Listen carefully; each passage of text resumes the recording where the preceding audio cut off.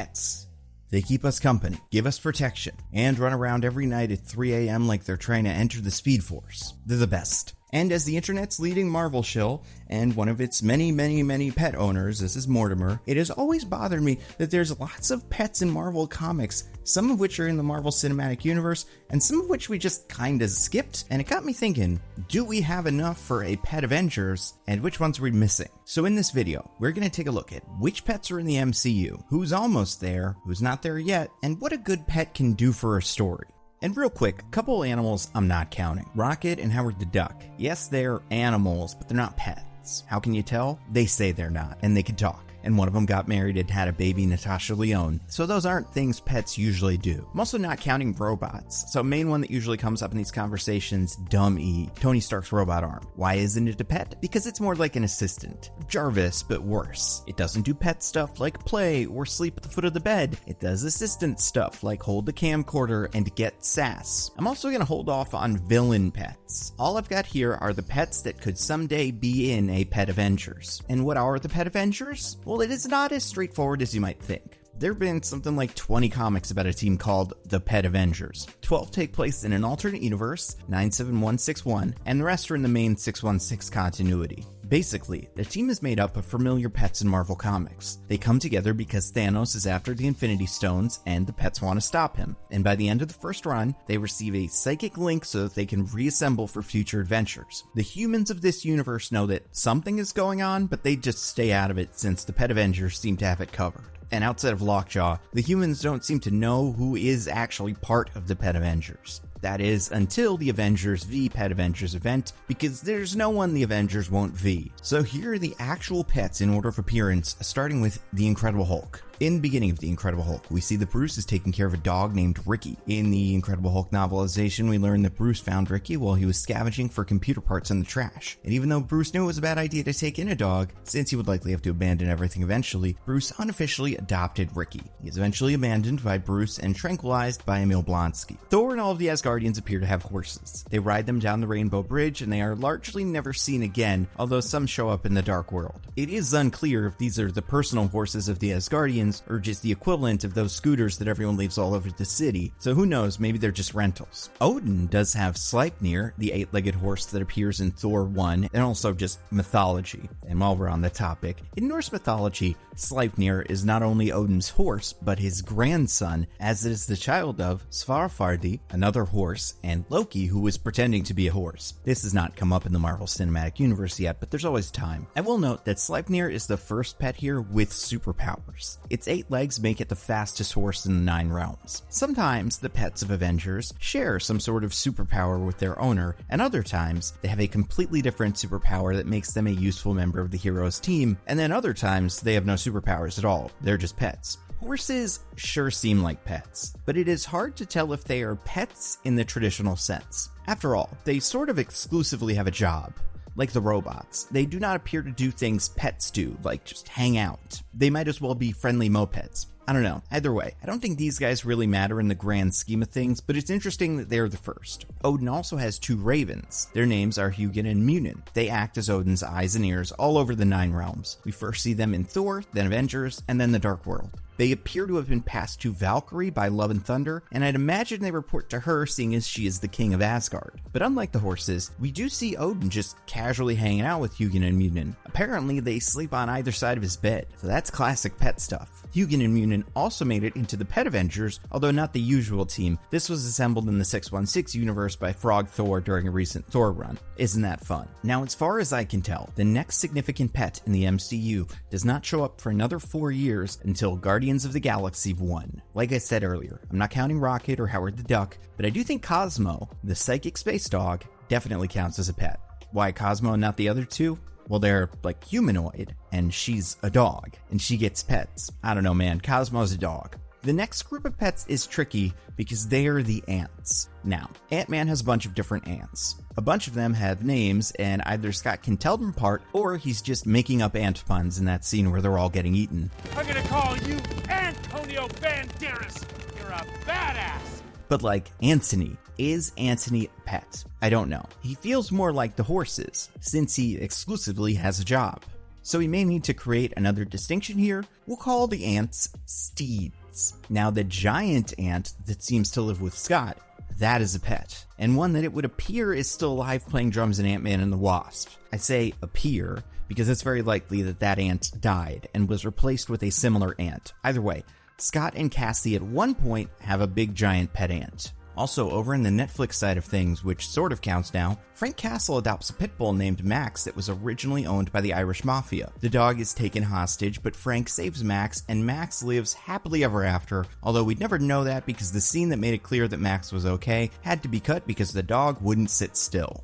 Fast forward to Spider-Man Homecoming. This one is small, but we do see a cat named Murph that Peter spends time around and even saves from the laser-induced fire. I'm only bringing this up because this is as close as Peter or Aunt May come to having a pet. This is also the first cat in the MCU, but it will not be the last. Now, can you believe we're almost at Infinity War, and we've only seen a handful of pets, with maybe 2 making enough of a dent to warrant a place on the Pet Avengers? Well, it's about to pick up. But before we get to that, for the same reason I don't really count the horses or ants as pets, I'm also not going to worry about any of the Wakandan animals, specifically the war rhinos, since they seem to be mainly functional, so steeds. But then, 2019's Captain Marvel. Now she has got a pet. I mean, I guess Fury has the pet that goes to Maria Rambeau and eventually ends up with Carol by the start of the Marvels. I'm of course referring to Goose. And yes, nerds, Goose is not a cat, but a Flerken, an alien species with a pocket dimension in their tummies, but for all intents and purposes,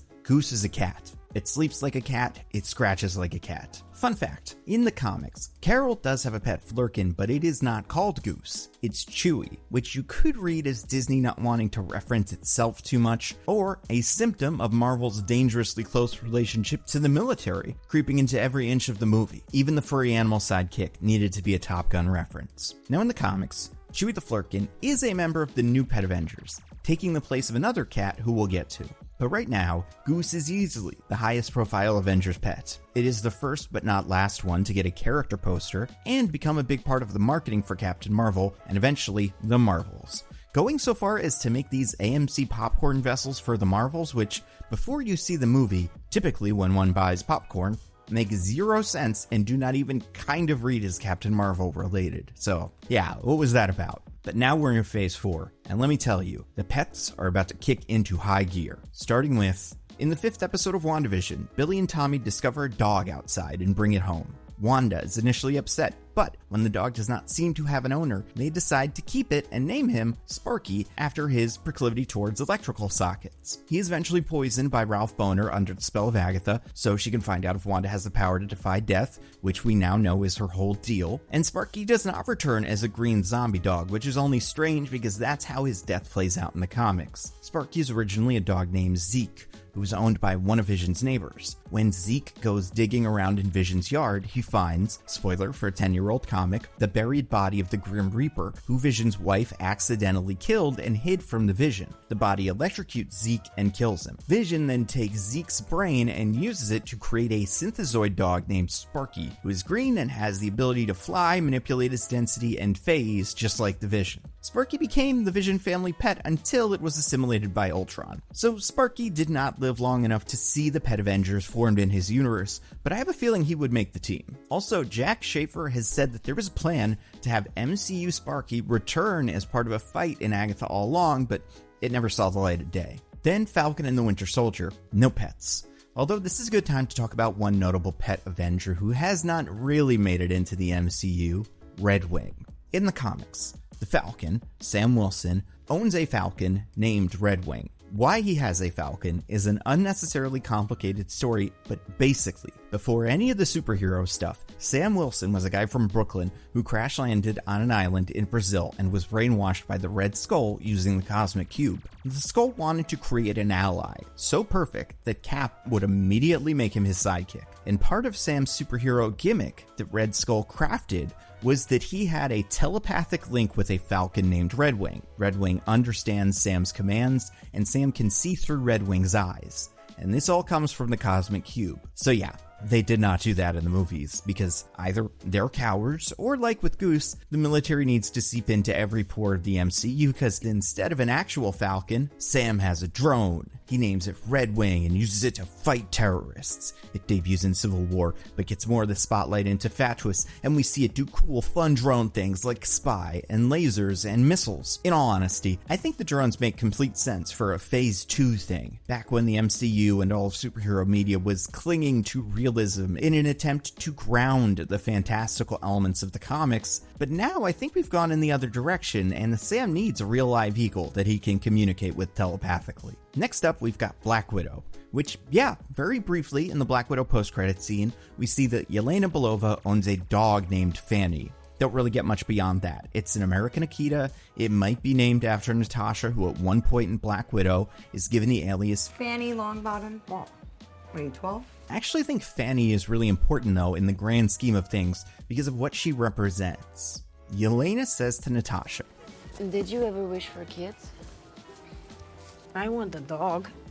This contrasts nicely with Sparky, who is part of Wanda's TV fantasy family of yesterday. In those stories, after you have some kids, they ask for a dog or cat, and that completes your household. But for Yelena, a millennial, the pet may be the family. For what is largely attributed to a mix of economic and social reasons, more and more millennials are not having kids. Instead, their pets are their children. So for someone like Yelena, a dog may be the end game. Pets are the new kids, and I think you see that reflected in certain MCU pets, especially for a character like Yelena, who has made a new life for herself protecting other widows, rescuing strays. Also, fun fact, in the comics, Yelena does currently have a dog, but it is not named Fanny. It's a name that only really hardcore Marvel fans will even understand what it's referring to, but the dog is named Bint Clarton. Next up was Loki Season 1, which gave us the first look at a pet Avenger, if there ever was one, Frog Thor. In Episode 5, as we are plunging through the void to the underground Loki palace, we pass a frog dressed as Thor in a jar. It's labeled T365, a reference to Thor 365, the comic where this idea comes from. Now, okay, so outside of this shot and a couple other references, either in What If teases or in deleted scenes, we've not actually seen any of Frog Thor or Throg. However, everything we've seen would suggest that this Frog Thor is a Thor from a universe where everyone is an animal and he happens to be a frog. That's partially because he seems to be classified as a Thor variant, and in What If he's shown fighting alligator Loki, who we know is just the Loki variant. Except in the deleted scenes from Loki, we see that Frog Thor is just a version of human, Asgardian, but you get it, Thor, that Loki turned into a frog. He's even voiced by Chris Hemsworth. So either way, this guy wouldn't really fit into the pet Avengers. Either he's just regular Thor under a spell, or he's a Thor variant, and in that case feels closer to Rocket and Howard. But you may be asking, why did you describe him as a pet Avenger if there ever was one? And why has nearly every image of the pet Avengers you've shown included Frog Thor front and center if neither of these guys would fit? Because in the comics, Frog Thor is a different thing. He's just a guy who is turned into a frog by a witch, and bumps into Thor, who is turned into a frog by Loki. The guy, originally named Simon Walterston, now goes by Puddle Gulp, and he helps Thor navigate the life of a frog and get himself turned back into an Asgardian. Eventually, Puddle Gulp, who is still a frog, finds a tiny piece of Mjolnir, but when he picks it up, it becomes a frog-sized Mjolnir, and he receives all the powers of Thor and goes by Throg. This is the character that will form the Pet Avengers in both comics universes. So while he was fully a guy, he is a full-on frog in a world that has its own distinct Thor. Now, is he a pet? Not really, but he's also not a steed. Puddle Gulp is a wild animal, but he's sort of grandfathered into the Pet Avengers because he's the one who organized the teams. Either way, I agree with people who don't really think he fits here.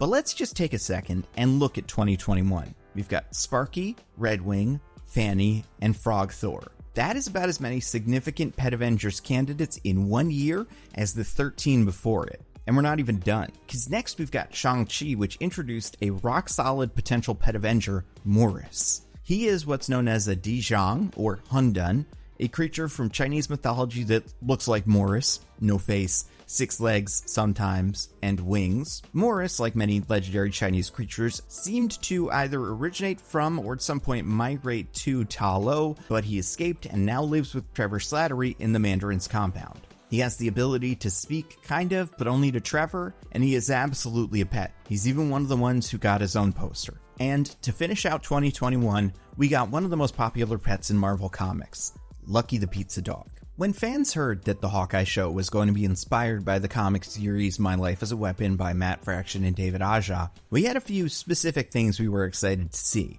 Concentric circles, little band-aids, and a scruffy one-eyed golden retriever with a taste for pizza named Lucky. In the comics, Lucky, or Arrow as he was originally named, belonged to some tracksuit mafia goons, but after he intervened to save Clint, the goons kicked Arrow into traffic and he was hit by a car. Clint got Arrow fixed up, renamed him Lucky, and from that point on, Lucky, Clint, and Kate Bishop were a team. To be clear, Lucky does not have any superpowers and he does not usually join into fights, but he's there for moral support. And he tags along with Kate when she leaves the city for the West Coast. The Hawkeye show plays it similarly. Lucky is a stray who is already missing an eye when Kate finds him, but he protects her and almost gets hit by a car. Lucky hangs with Kate throughout the series and eats some pizza. That's his whole thing. But there he was in 2021, the year of the pet. 2022 was lighter on pets. The first one we see comes in the form of a goldfish owned by Stephen Grant in the Moon Knight series. Gus is a goldfish with one fin. Stephen loves Gus. He feeds him, talks to him, and then one day, Gus is not Gus. He's been replaced by a two-finned goldfish, presumably by one of the alters. Stephen is confused. Is his reality falling apart before his eyes? Was there ever a Gus? And then, when Stephen and Mark are working together, we see two fish in the tank swimming together. So Gus is a representation of Mark. As Stephen, Gus is missing a part of himself and he is trapped. Gus wants to see the world, but like Stephen says, I mean, he'd love to get out there, but it's a bit hard with one fin, isn't it? And then when Stephen starts moon-knighting, he gains the fin, becomes more capable. And I know this metaphor is somewhat fish ableist, but you can see what they're going for. Then we had Doctor Strange and the Multiverse of Madness, which, even though it had nothing but opportunities for it, refused to introduce Doctor Strange's comic pet. But Multiverse of Madness did sort of introduce a few pets. Kind of. You see, the Illuminati of Earth 838 featured a couple of heroes Doctor Strange was not familiar with, but we were, because they originated in other series. First you have Blackagar Boltagon, leader of the Inhumans, keeper of the Terrigen Mists, and master of the migraine. In Multiverse of Madness, he was played by the same actor who played Black Bolt in the original Inhumans show that doesn't even exist, so I don't know why we're talking about it like it does, Star Trek Discovery's Anson Mount. And if this Black Bolt had a similar crew to the one from the non-existent Inhumans series, that means he would also have a dog named Lockjaw. He is a staple of the Inhumans comics, functioning as both the royal family's pet and their transportation system. You see, in the comics, and the non-show, you get the joke, Lockjaw has the inhuman ability to teleport. And if you're like, wait, can the dog be an inhuman? Aren't all dogs, by their very nature, not human? Yes. But an inhuman dog has undergone the process known as terrigenesis, which gives it inhuman superpowers. He also weighs like 1,200 pounds and is 5 feet tall, so while he is a dog, he's also not, sort of. And yes, Lockjaw has a job, but he is very much treated like a pet. Crystal, especially, the princess of the Inhuman royal family, spends a lot of time with Lockjaw and gives him pets. In the show, I think he even sleeps in her room. And while Throgs is the leader of the Pet Avengers, Lockjaw is the first pet to join the team. In the first adventure, he happens upon Infinity Stones and begins collecting the rest, which leads him to the other Pet Avengers. So Lockjaw is a no-brainer member of this team. Similarly, the Illuminati also feature Professor Charles Xavier, played by Patrick Stewart, which would suggest that some version of the X-Men exists in this universe. And if that's true, I'm willing to make the case that it's the most similar to the good timeline from the end of Days of Future Past, which apparently, according to some fan theories, includes the New Mutants. Which does make sense. All the Essex Corporation teases would suggest that X-Men Apocalypse, Logan, Deadpool 2, and New Mutants all take place in one timeline. Otherwise, why tease the same villain in all of those movies? I mean, the why is because the Fox timeline is a mess, but still, I think it makes enough sense. And the New Mutants movie featured the introduction of a very famous Marvel pet, Lockheed. This one's gonna be tough since nobody saw New Mutants, and even if you did, what Lockheed is gets pretty screwy. In New Mutants, we learn that Illyana was a sex slave as a child, and part of her coping with that trauma involved creating a dragon hand puppet that she named Lockheed. Sure, But then, when she escaped into Limbo, another sort of dimension that Illyana can access with her mutant ability, Lockheed came to life. When she returned, it's a puppet again. Illyana takes great care of the puppet. It's clear she treats it like a pet. And then in the finale, when the team is facing off against the Demon Bear, Illyana summons the Soul Sword, enters Limbo, and comes out with the real Lockheed. It helps in the fight, flying, breathing fire, and then it turns back into a puppet. So based on this information, it would seem that Illyana magically willed Lockheed to life via a spell she learned in Limbo. Or maybe her New Mutants version also has the power to create animal friends. I don't know. Pretty confusing, right? Don't worry, it gets worse. In the comics, Lockheed is also a dragon, but from space, and it is named Lockheed after a different dragon from a bedtime story Kitty told Illyana. Kitty Pryde, or Shadowcat, mostly takes care of Lockheed, although Illyana is also close with him. And Lockheed followed Kitty from the X-Men to Excalibur, then back to the X-Men, and also Lockheed was secretly a spy working for Abigail Brand, the leader of SWORD, basically Space Shield. Lockheed is very intelligent, he can even speak English, and he was a key member of the Pet Avengers, especially in the final arc, where Lockheed turned out to be related to the other Marvel space dragon, Fin Fang Foom. What are the odds? So, those are the two peripheral pets of Multiverse of Madness, Lockjaw and Lockheed. Only other possible pet of 2022 is the pair of giant goats from Thor Love and Thunder. They're based on the goats in Norse mythology that pull Thor's chariot, Tangrisnir and Tangnitster, which more or less translates to Tooth Grinder and Tooth Gnasher. Thor receives them as a reward for his great deeds on Indigar, and they hang out throughout the movie pulling the converted tourist ship. I'd say they are more steeds than pets. I only brought them up because they scream in the movie, and that's not a thing in Norse mythology. Apparently, this only happened because an editor was messing around, showed Thor Love and Thunder director Taika Waititi the Taylor Swift goat clip from like a decade ago, and he had never seen it and thought it was the funniest thing ever. Also, little pet cameo, She-Hulk saw the introduction of Jonathan, the mystery groomsman at Lulu's wedding. We don't get any more of him, but I do want to point out that as a She-Hulk fan, when I heard Jen had been paired up with Jonathan, my first thought was, oh, it's John Jameson, who Jen briefly dated in the comics. And while he was not a puppy, John Jameson did become a man-wolf after he found a magic gem on the moon. So, sort of like a dog. Not many pets in 2023 either. We do get Blurp in Guardians 3, a very consequential pet in the story. He's apparently a Fasaki owned by one of the Ravagers, although can you really own a Fasaki? After Adam Warlock incinerates that guy, Adam adopts Blurp, and from Blurp, Adam learns to be kind. Doesn't belong here. I will train it in the ways of the Sovereign.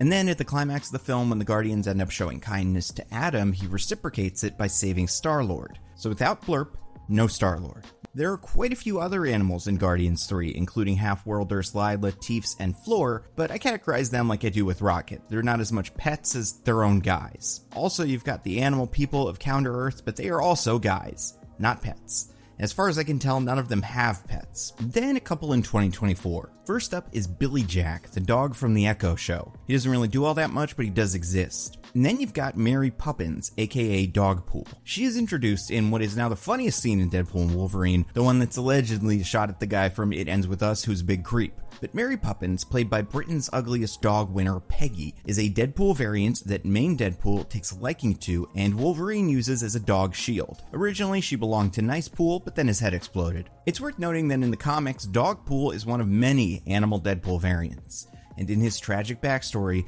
Dogpool was experimented on by an evil cosmetics company that led to his horrible disfigurement. And that is it, for now. Real quick, let's talk about some expected upcoming pets. Yelena seems to keep this guinea pig as a pet in Thunderbolts. And that's it.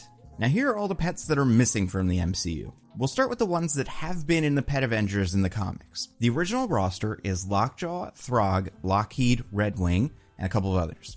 First you've got Speedball's cat, Niels, also known as Hairball and the Bouncing Cat. Like his owner, the new warrior Speedball, Niels was exposed to extra-dimensional energy and gained the ability to create a field around his body that absorbs all kinetic energy it encounters. This is visualized by the appearance of these multicolored balls. When using the field, Speedball and Niels bounce around sort of like Captain America's shield. Also, when Speedball became the character Penance, something that happened after a fight Speedball was involved in destroyed a school, although it's not really Speedball's fault. He made himself this costume that was sort of like an Iron Maiden as punishment or penance. Niels became P-Cat, the penance puss, and apparently wore this big metal thing over him. I don't know if this changed his powers or he had any idea what was going on. In the Pet Avengers comic, we learn that Niels is sort of a jerk. He's written like your typical cat. Vain, stuck up, hydrophobic, and he hates dogs. Well, specifically, he hates this dog. The other initial Pet Avenger is Miss Lion, although he's not as much recruited as tags along. And yes, Miss Lion is a boy dog. He is owned by Aunt May and does not have any superpowers. He's just a friendly and eager, albeit sort of dippy dog. In the comics, Miss Lion is usually a Lhasa Apso. In the Spider-Man and His Amazing Friends cartoon, he belonged to Firestar but was taken care of by May. In the comics universe, he's just May's dog.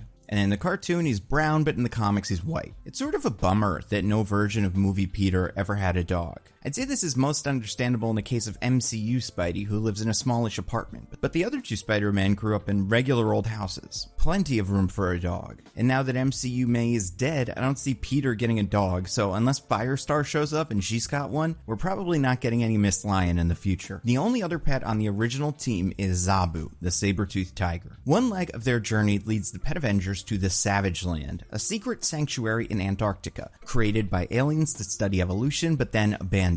The Savage Land is populated by prehistoric creatures like dinosaurs and mammoths, along with some humans who found their way there. The most famous of these is Khazar, Lord of the Jungle. He's basically Tarzan, except instead of being raised by apes, Khazar was raised by his super intelligent saber-toothed tiger friend named Zabu. Obviously, we have not done any Savage Land stuff in the MCU, but if we do, I imagine we'll see Zabu pretty quickly. The other pet in the original run of the Pet Avengers is unlikely to ever show up in the MCU, Bo Obama, a Portuguese water dog who cameos in the last book. Besides the fact that we're way past that, continuity-wise, it's unclear if Obama was ever president in the MCU. It's complicated. I'm working on a video about it. The 616 version of the Pet Avengers has one other pet that the MCU is foolish for ignoring up until now, Doctor Strange's dog, Bats. You see, in the comics, Doctor Strange took some time off from being Sorcerer Supreme and became a vet, and he eventually encountered an ownerless dog named Bats. Strange adopted Bats and gave Bats the ability to speak.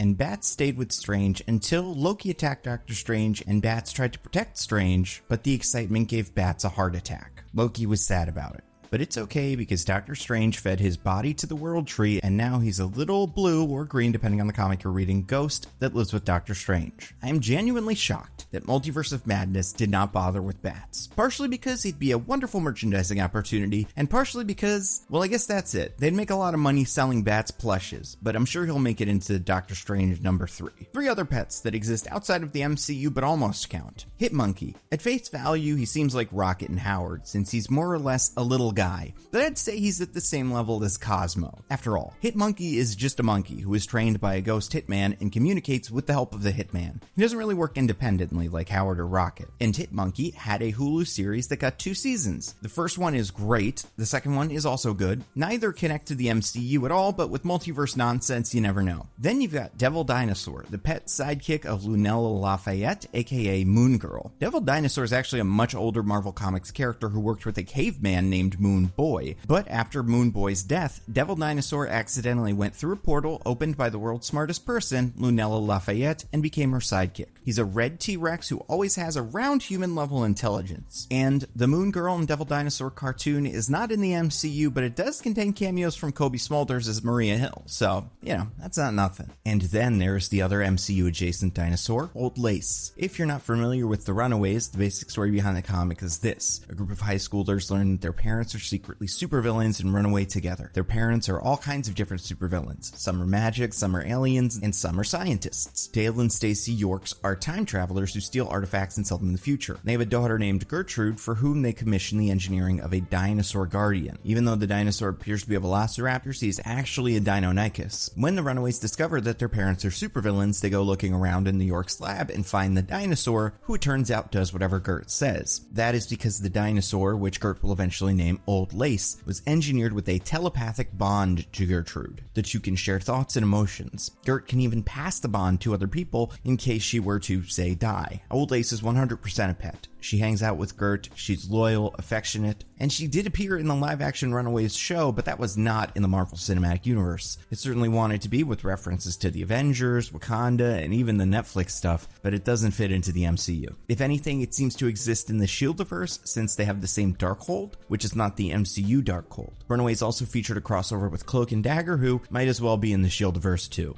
Also, speaking of the Shieldiverse, let's call out Ruby Hale's dog, which is one of those tests where you have to kill your pet dog and prove that you're committed to the agency, in this case Hydra. Ruby did not kill her dog.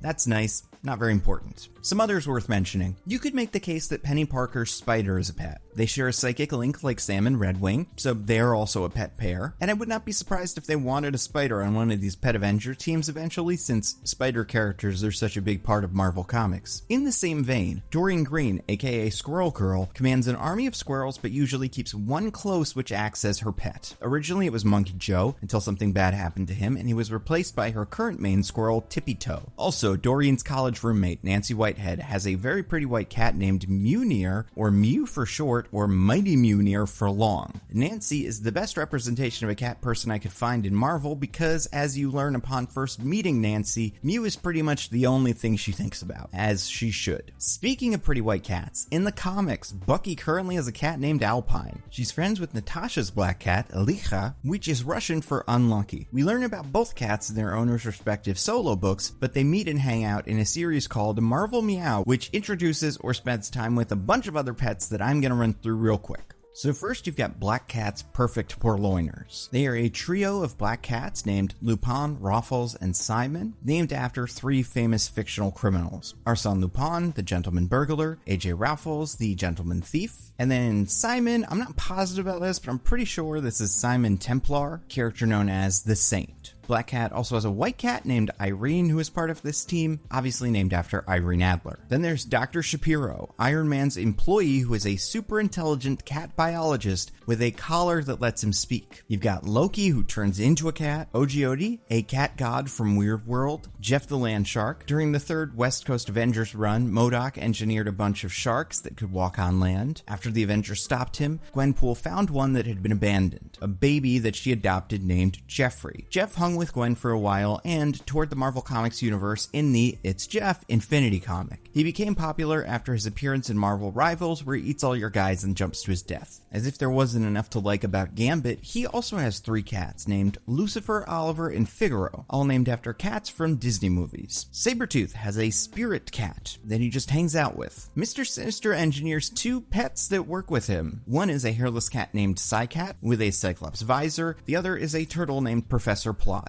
You've got Thori, a hellhound adopted by Loki who was eventually given to Thor. He was Thor's dog for a while. He can speak English and is violent. You've also got Tregul, Frigga's battle cat. Then there's Rocky and Adrian, two cats owned by the Thing. And finally Catpool, Deadpool's cat variant. But hey, here are even more pets that didn't make it into that book. Amazing Baby is a baby werewolf, a race of hunters created by Mojo, who is adopted by Rachel Gray. Biggs is a cyborg cat who was taken in by Howard the Duck. Biggs can speak, and he's a take on characters from the comic We 3. D-Dog is a stray dog who has found a D-Man costume in the trash and decided to become a hero. This is cute because D-Man is a guy who made his costume out of leftover parts of the Wolverine and Daredevil costumes. D-Dog does not know D-Man. The D stands for dog. She died in the 10th Circle of Hell, but because she was a true hero and died in battle, ends up in Valhalla and is adopted by the Valkyries. Besides that, there are a bunch of horses that belong to characters in Marvel Comics. For instance, the Black Knight traditionally has a genetically engineered Pegasus named Aragorn, who he eventually gave to Valkyrie. And here's a blank space where you can yell your favorite pet that I forgot, or comment them. That makes more sense. Here we go. Do. But to wrap this up, I want to ask a frequently overlooked question. Why? Why do all these pets exist? Either they're real animals, in which case having them on set comes with a ton of new expenses and concerns, or they're CG, and that's something an animator needs to make. We've already got a lot to generate for Shang-Chi, those rings, a dragon, a bus fight, so why bother with an extra little guy when it is equally plausible that, I don't know, you could just have Trevor Slattery have overheard Wenwu say the directions to Ta Lo once? Well, I've broken it down into 4 categories. 1. Marketing/merchandising. Simple one. People love animals. People love to see animals, and people love to buy things with animals on them. I will call this the Pua principle. The Moana franchise has no shortage of little guys. You've got Hey Hey the chicken, Maui's tattoos, and now there's a Kakamura that appears to be part of that team. I'm still not sure what the Kakamura are. Maybe a sentient coconut, or maybe a little guy? I don't know. But Moana's got little guys locked down. And one is a very popular pet. The kids love Hey Hey. They love when The Rock used Hey Hey to make a joke about Twitter. It's their favorite. And yet, Moana's 1 and 2 both feature a second pet named Pua. Pua is some sort of pot-bellied pig that appears on all of the posters for both Moana movies, including this one, so keep that in mind. And I remember being pretty psyched. I think pigs are cute, and by the Disney rule, this thing was either going to act like a cat or a dog. So if it was a cat, that is a perfect pet. It is more Nando-coded than Argyle. However, and I had to check this because even I, having seen Moana 1, was like, well, that just can't be true. The pig does not go with Moana on the journey. It almost dies in the beginning of the movie and then just stays home. And yet it was on all the marketing for this thing. You could not miss it. And why was that? Well, here's a picture of the Disney store around when Moana was released. You would think the pig was the main character of this movie, because animals sell. There's a reason Goose, Morris, and Lucky all got their own posters. Animals get people in seats and spending money because pets are nice. But also, humanization. Sometimes a superhero movie may want to set up a particularly unlikable character. Like Trevor Slattery in Shang-Chi. This guy is an alcoholic, womanizing former actor turned terrorist accessory. Sure, he's silly in Iron Man 3, but we aren't exactly psyched to see him again. And if our main characters are going to trust him, he's going to need to prove that he's not all bad. A pet can humanize a character to the other characters or to the audience. Take Bruce Banner. His dog shows that he has a heart. He cannot pass up the opportunity to help. And all it takes to solidify that characterization is one scene with a pet. 3. Imperiling. Now listen, I hate seeing bad things happen to pets. I still can't get through the first 15 minutes of flow, and I have a feeling that cat's gonna be fine. But in some rare cases, a pet in peril can show the audience that the villain means business. Agatha admitting to killing Sparky is the last straw. She's irredeemable. Call this the John Wick effect. Sure, I don't like Russian mobster fail sons, but I'm not thrilled to see them get killed unless they kill John Wick's dog, then all bets are off. And 4, domestication. Throughout history, domesticated animals have helped humans survive. They hunt food, assist with some chores, guard the home. So naturally, some of the characters in Marvel Comics would manage to domesticate a pet who can jump into a fight alongside their owner. This is especially important if the hero does not have powers, like Kazar or Falcon. Their bond with their pets keeps them fighting on the same level as actual superhumans. So those are all of the pets in the Marvel Cinematic Universe. Oh, and Mortimer was on my lap, but he decided he didn't want to be part of the video anymore, so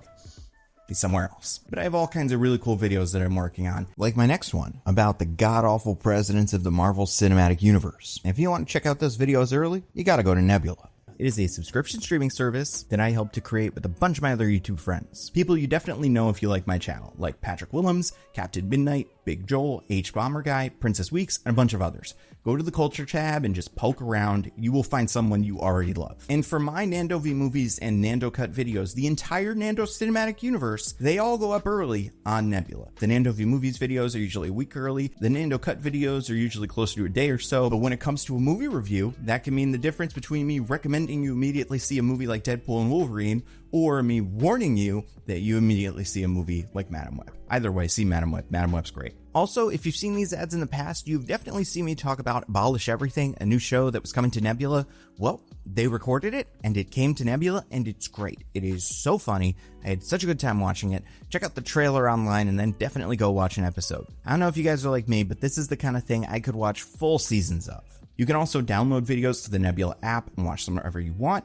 And we're adding new creators every day. We have guest passes. It's really incredible. And speaking of incredible, Nebula is already a steal at $60 a year, $5 a month. But if you go to go.nebula.tv/Nando, you can get a year of Nebula for $36. That is $3 a month. It's an incredible deal. Again, go to go.nebula.tv/The Nando Cut. You're going to love it. As always, thank you to everybody who continues to support the channel on Patreon. Thank you to everybody who listens to my podcast, Mostly Nitpicking, and everybody that follows me on social media. I'm Nando V Movies everywhere. That's all I got. Stay safe. I'll see you next time.